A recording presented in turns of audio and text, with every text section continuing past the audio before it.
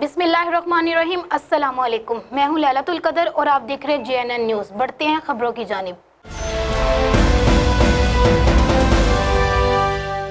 खानपुर में 62 अफराद ने सड़क पर दीवार खड़ी करके रास्ता बंद कर दिया। अहले इलाका का एहतजाज। मजीद जानते हैं आमिर बिलोच से।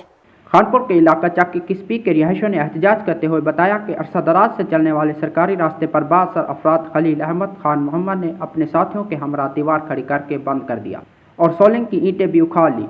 अहले इलाका ने बताया कि अरसा 20 साल से ये रास्ता चल रहा है और इसी रास्ते पर मस्जिद आने जाने का रास्ता भी है।